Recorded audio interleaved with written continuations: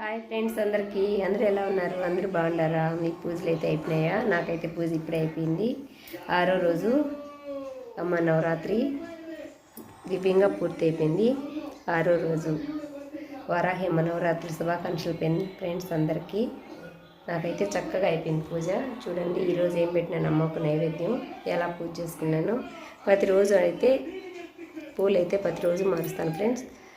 పాలు పండ్లు అదే మన స్తోమతకు తగ్గినట్టు పూజ అయితే చేసుకుంటాను.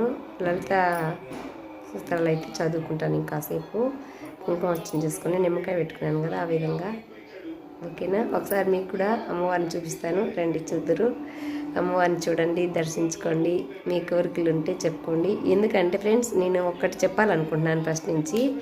ఈ వరాహి గుత్త నవరాత్రులు అని అంటారు, కానీ గుత్త నవరాత్రులు అంటే గుత్తంగా ఎవరికి తెలియకుండా వరాహి అమ్మ నవరాత్రులు వ్రతము చేసుకోవాలి. నాయనకైతే మామూలుగా నువ్వేందక్క అందరికీ చూపిస్తున్నావే, చేసుకోవచ్చు కదా అని అంటారేమో.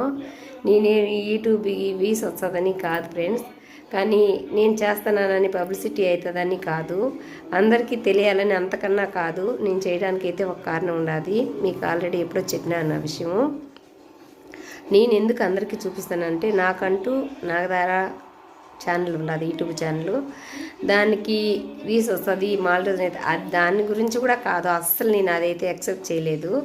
ఎందుకు నేను చూపిస్తానంటే, ఇప్పుడు నేను ఈ సంవత్సరం నేను ఫస్ట్ మా పక్క అయితే అస్సలు చాలా వరకు తక్కువ ఈ పూజలు చేయడం.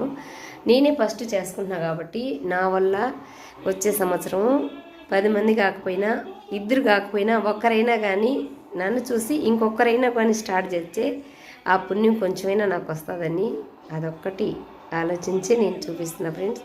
ఇంకా వేరే అయితే ఏమీ లేదు, వేరే ఉద్దేశం అస్సలు లేదు.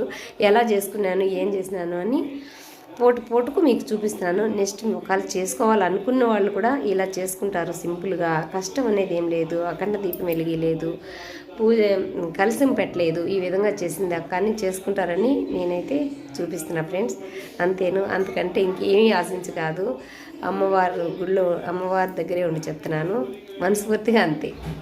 ఈరోజు శనగలు, పనసపండు, వడపప్పు, దానిమ్మ గింజలు, అంటిపండ్లు, తాంబూలము, పైన అయితే అమ్మవారికి ఒక సైడ్ పానకం, ఒక సైడ్ మంచినీళ్ళు పెట్టాను.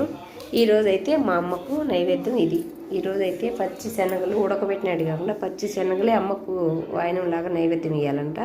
ఈరోజైతే నేను మొత్తానికి ఇచ్చిన. పనసపండు అయినా అమ్మకు చాలా ఇష్టం అంట, పనసపండు. గెనిసిగడ్డలు కూడా ఇష్టం అంట ఫ్రెండ్స్. గెనిసిగడ్డలు అయితే నాకు దొరకలేదు. ఓకేనా? నచ్చితే లైక్ చేయండి, షేర్ చేయండి, సబ్స్క్రైబ్ చేయండి. బాయ్ మరి.